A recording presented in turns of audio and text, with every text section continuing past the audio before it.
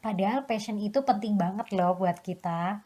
Yang kamu pahami, gimana caranya kita nentuin passion kita? Apakah itu hal yang natural atau hal yang dibentuk gitu?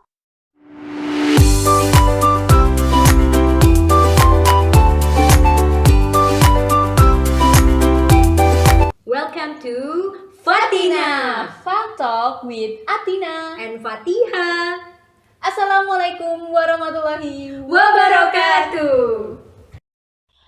Adik-adikku SMA itu sering ngeluh, katanya mereka nggak passion di fisika. Karena kalau ngerjain nggak ngerti caranya, terus jawabannya juga nggak ketemu. Temenku juga banyak yang gitu, Tin. Bilang nggak passion bahasa Inggris karena nggak bisa ngomongnya atau takut ngomongnya. Padahal passion itu penting banget loh buat kita.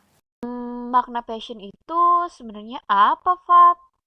Banyak orang-orang bilang passion itu adalah apa-apa yang kita cintai, yang kita lakukan dengan hati. Ya Allah, Cila dengan hati gitu ya. Dari hasil aku baca buku Talk Like That atau Technology, Education and Design yang ditulis oleh Carmine Gallo, dia membahas tentang passion di bab 1.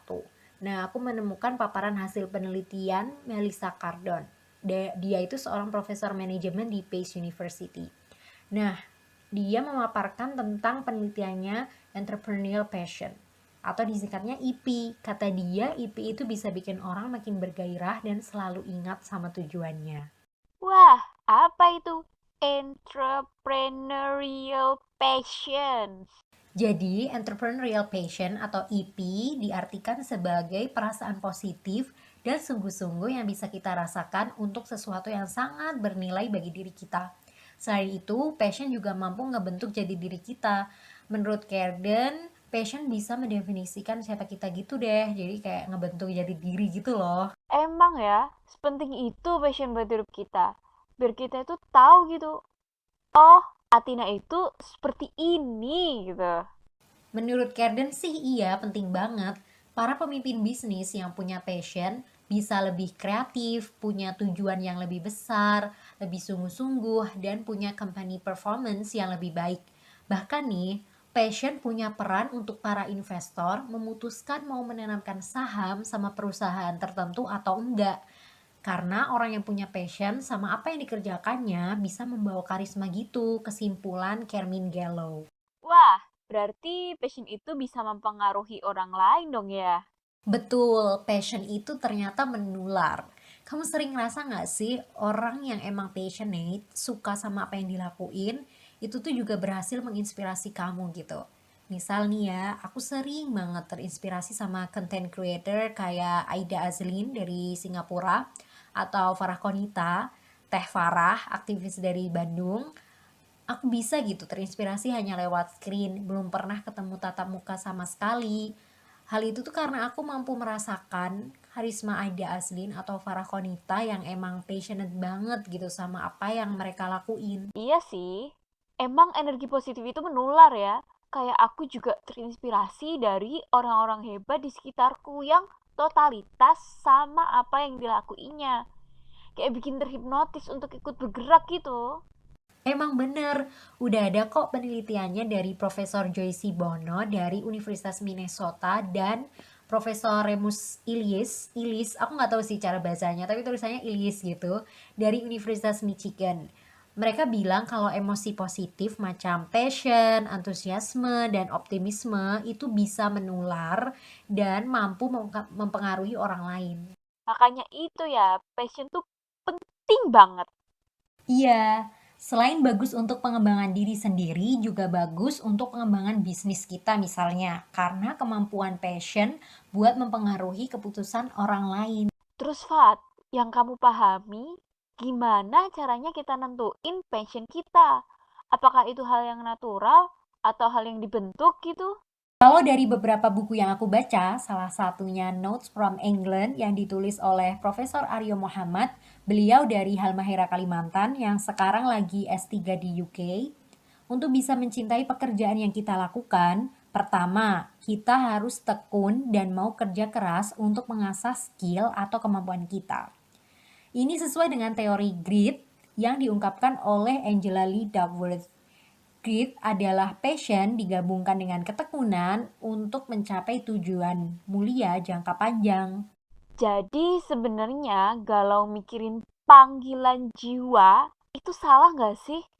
Karena banyak nih yang ngerasa krisis percaya diri.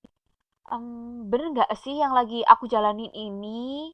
Nggak salah sih, tapi daripada galau mikirin panggilan jiwa, lebih baik kita habiskan waktu untuk mengasah skill sehingga kita bisa menguasai pekerjaan kita dengan mudah karena kita itu skillful, kita jadi lebih bisa dengan kemampuan kita.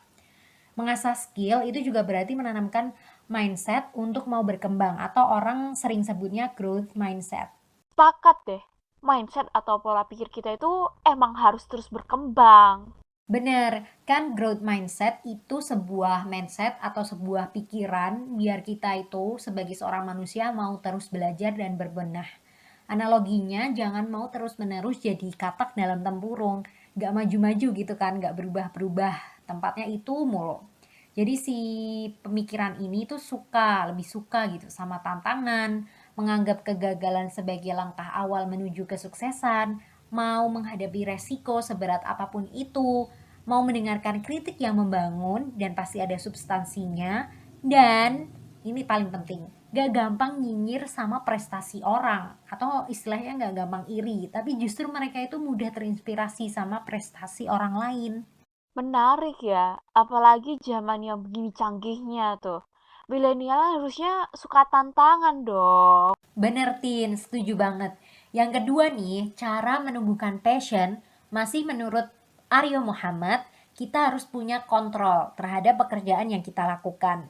Jadi dari obrolan Pak Aryo suatu hari bareng sama Dr. Gamal Al bin Said, yaitu menemukan bahwa Dr. Gamal lebih suka atau lebih menikmati perannya mengembangkan proyek asuransi sampah ketimbang masa koas dokter di tahun 2013 karena Dr. Gamal bisa melakukan kontrol atas karyanya. Jadi ia itu lebih bisa mengatur ritme, waktu, dan misi atau tujuan yang sedang dirancangnya. Berarti intinya kita harus mengatur agar apapun yang kita kerjakan ini bisa membahagiakan diri kita sendiri gitu kan? Nah, betul sekali. Tapi punya kontrol aja itu nggak cukup. Menurut Pak Aryo, kita tuh juga harus punya kestabilan finansial. Biar tetap bahagia sama yang kita lakuin. Kalau udah bahagia kan passion dan karisma itu bakal tetap memancar. Gampangnya nih, misal kamu seorang freelancer yang bebas deh mengatur jadwal harianmu. Bisa kerja kapanpun, dimanapun, pakai seragam apapun, bebas, terserah, kamu punya kebebasan itu. Tapi kalau kamu nggak punya konsumen yang stabil atau ketidakjelasan sumber finansial lain, apa kita bakal tetap cinta sama yang kita jalanin? Ya emang harus diimbangi sih. Nggak melulu masalah mindset, tapi kita juga harus realistis sama keadaan. Uang bukan segala-galanya, tapi kan segalanya butuh uang. Bener banget. Jadi kesimpulannya menemukan passion itu bisa pakai pertimbangan bakat yang emang udah dianugerahi Allah. Istilahnya naturalnya emang kayak begitu dari sononya. Tetapi manusia itu punya kemampuan untuk merubah nasib. Ibarat kata nggak apa-apa kita lahir miskin, tapi jangan sampai kita mati miskin. Allah juga perintahkan manusia untuk terus berikhtiar kan, terus berusaha dan berupaya. Betul, Allah memang sudah mentakdirkan kepada kita A, B, C, D. Tetapi kita bisa merubah jalan takdir tersebut dengan hasrat yang kuat yang ada pada diri kita. Setuju banget sih. Jadi passion itu memang bisa jadi langkah awal yang bisa mendorong rasa antusiasme kita. Tetapi kita pasti butuh daya tahan dalam mewujudkan tujuan mulia yang ingin kita capai. Nah, daya tahan ini bisa kita pertahankan dengan menanamkan growth mindset. Terus punya ketekunan dan itu tadi punya grit. Wah, menarik banget ya ternyata bahas tentang passion. Bisa sampai ke grit, growth mindset, dan menyinggung sedikit tentang bakat. Iya, emang seru banget sih ngomongin tentang passion. Dan ingat ini tuh penting banget buat kita.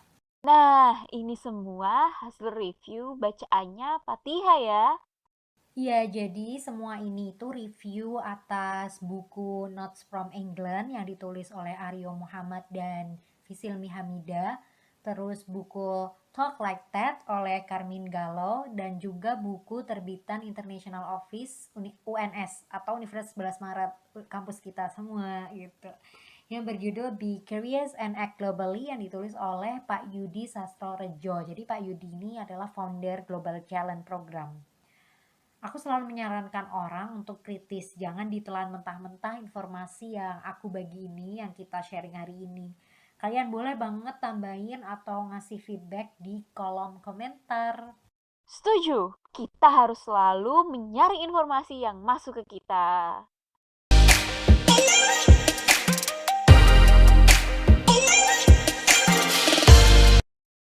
That's the end of Fatina Fun Talk with Atina and Fatiha.